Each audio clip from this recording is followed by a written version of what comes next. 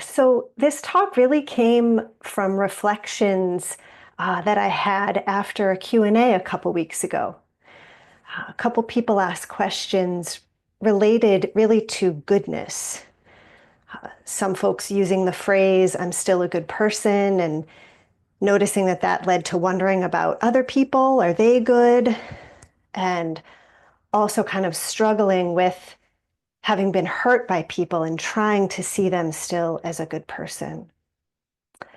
And so what I wanted to kind of touch into and explore today is how the Buddhist teachings actually invite us out of and beyond this good bad binary that we all are so deeply conditioned in here in the West and in our largely Judeo-Christian culture.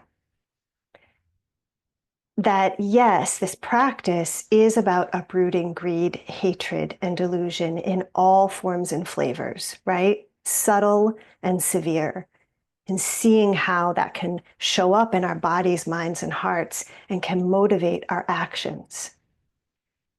And the Buddha taught us to look, to really see how each and every one of us, every human being, can act out of greed, hatred, or delusion in any moment, right?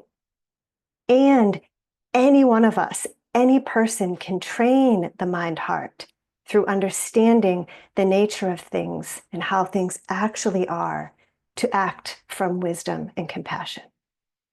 Because when we see clearly, when we really understand our interdependence, and how we cannot separate one being from the whole of the earth, from all beings, we really cannot act in a way that harms ourselves or others.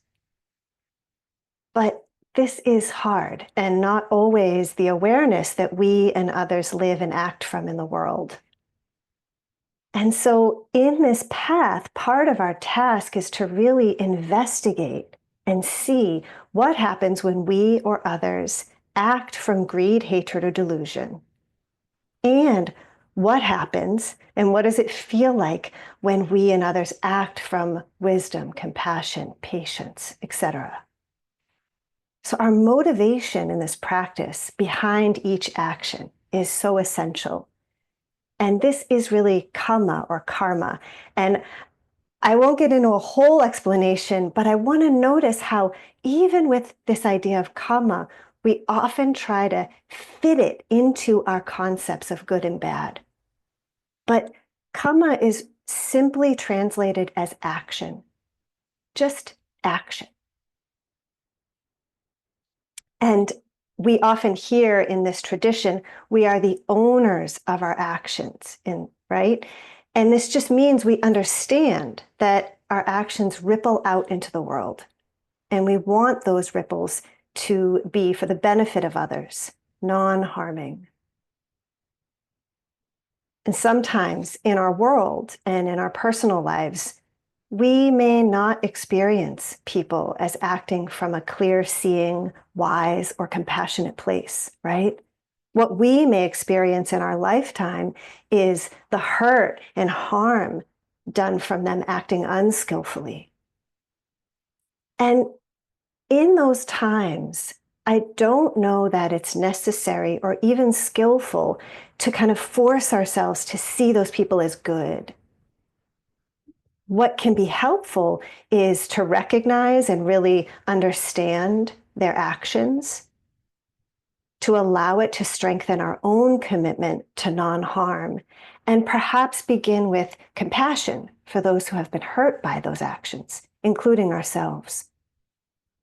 And if we can, as Lori offered a couple of weeks ago, we might wish for them to connect with their own capacity to touch into wisdom and compassion, right?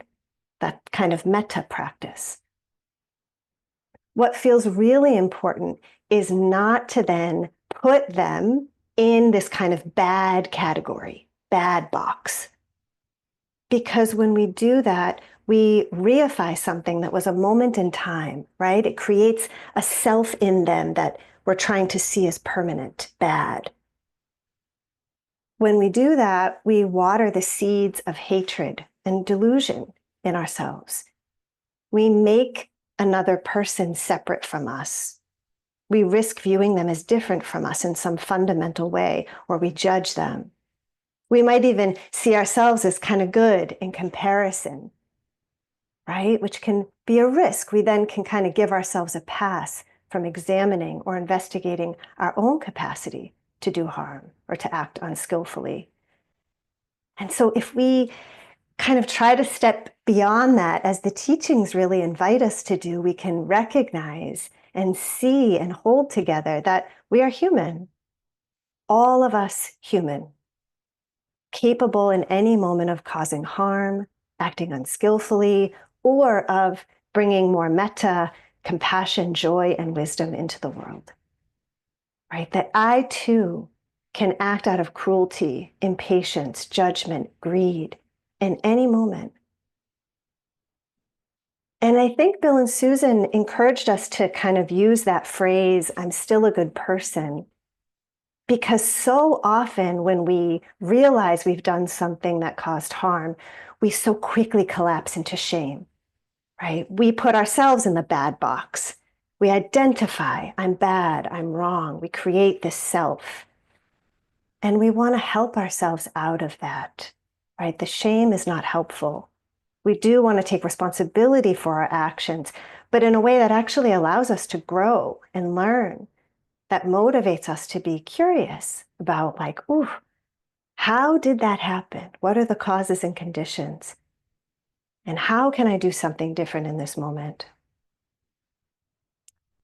And so I wanted to give two examples that I find helpful with this. The first is the story of Angulimala. And some of you may know about Angulimala. He's featured a lot in Buddhist teachings. And I'll just share briefly about kind of his origin. So he was a very adept student, and his fellow students were actually really jealous of him.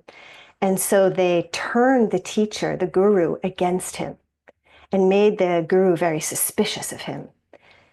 So the guru decided that he would give him the task to complete his studies. He had to create a necklace of fingers.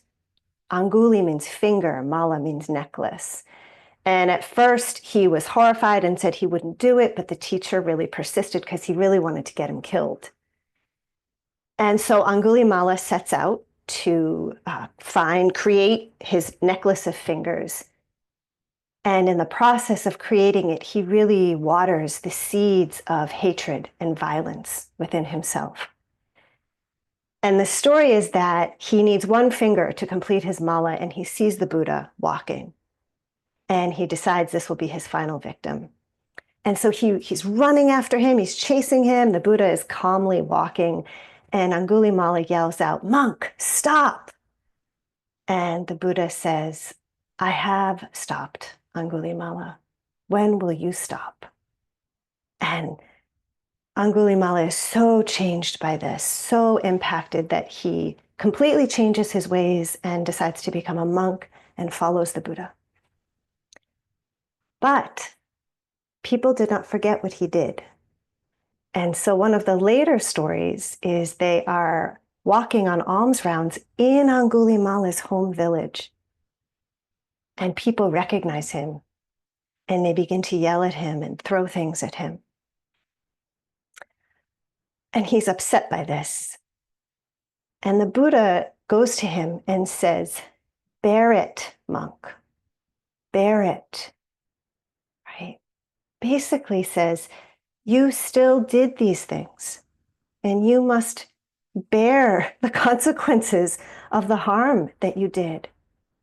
And Angulimala says here in the suttas, he says, "Who once was heedless, but later is not, brightens the world like the moon set free from a cloud. Doer of no harm is my name, but I used to be a doer of harm. Today I am true to my name, for I harm no one at all." And I find this so helpful, like the both and of his example, right? That he is not defined by the harmful things he did in a fundamental, never-ending way, right? He's worthy of becoming a monk, dedicating himself to a life of non-harm, kind action. And he is still the owner of his earlier actions. And the second example I wanted to offer is from Thich Nhat Hanh, a poem that many of you may know called Please Call Me by My True Names. And I'm not going to read the whole thing, I'll just read pieces of it. He writes, "Don't say that I will depart tomorrow. Even today, I am still arriving. Look deeply. Every second, I am arriving." And later he writes, "I am the mayfly metamorphosing on the surface of the river, and I am the bird that swoops down to swallow the mayfly. I am the frog swimming happily in the clear water of a pond, and I am the grass snake that silently feeds itself on the frog. I am the child in Uganda, all skin and bones, my legs as thin as bamboo sticks, and I am the arms merchant selling deadly weapons to Uganda." He writes about being a 12-year-old girl, a refugee, who throws herself into the ocean from a boat after being assaulted by a pirate. And he writes, "I am the pirate, my heart not yet capable of loving and seeing."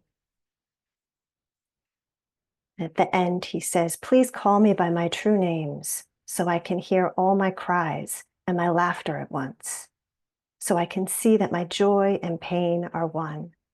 Please call me by my true names so I can wake up, and so the door of my heart can be left open, the door of compassion."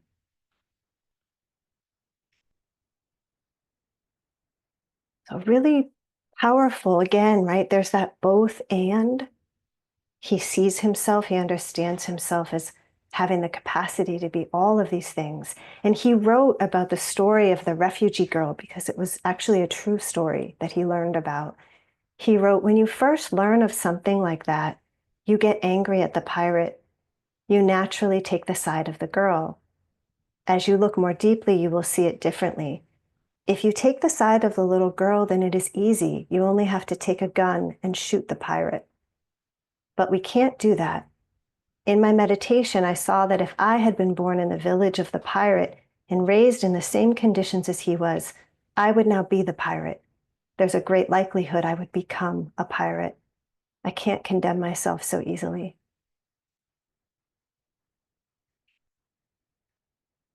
So I want to acknowledge, right, it's not easy to hold all of that in the way he does. And even Thich Nhat Hanh, he had to practice, he had to meditate to get to that place, to see clearly. And we may not be in a place in certain areas of our lives of being able to hold the pirate or others in that way, or to see that we too could be him. And that's okay. But we can practice it, calling ourselves and each other by our full true names, seeing clearly what our actions are motivated by, our capacity to do harm, our capacity to do kindness, seeing our common humanity. That if we're afraid of being bad in some fundamental way, we will never look closely at ourselves and we will judge others too easily. So, can we put our intention on this idea of being a doer of no harm, as Angulimala became, while also owning fully our actions as he did? And can we remember that, like Thich Nhat Hanh's poem, we too are arriving in each moment. In every moment, we have the opportunity to begin again. So this quote, "Look deeply, every second I am arriving." We can explore, how do we want to arrive in this moment? So thank you so much for your attention and your questions. They really help. And let's take some time just to shift really gently to setting up the practice, setting up just our posture and container. Mm. And that may involve tuning into the body, your body in this moment, maybe opening up a little bit with stretching, reaching up or out or to the sides.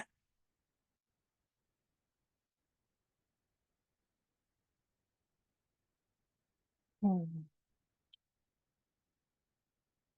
Maybe allowing the breath to support that process can invite a little more energy on the in breath and a little more softening, settling, landing on the out breath. We can feel for feeling supported wherever we're sitting, the seat or cushion underneath us,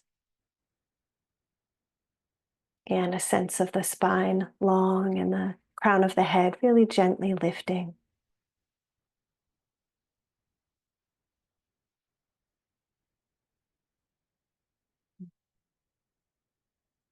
Just letting ourselves arrive,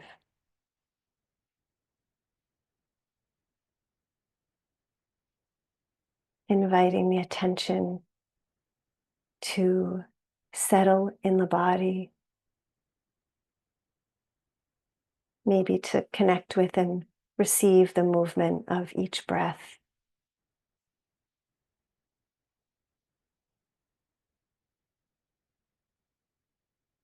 Or perhaps, if you prefer, letting the attention rest with the coming and going of sounds.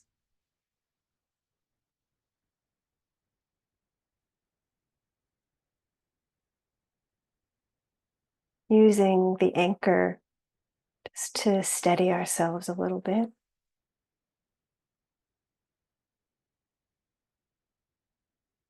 And perhaps as we do that, we can also notice just the general energy of the body and the mind,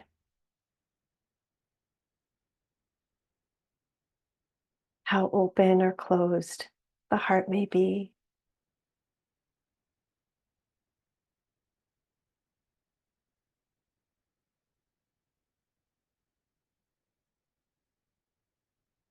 Seeing if we can really just notice that without having to force or change anything to be different.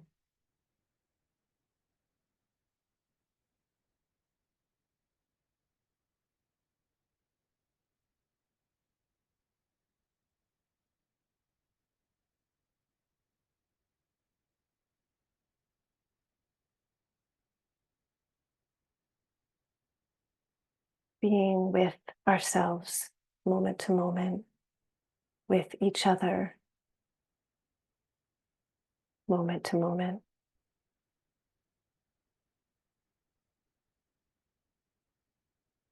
Thoughts, feelings, body sensations, all moving.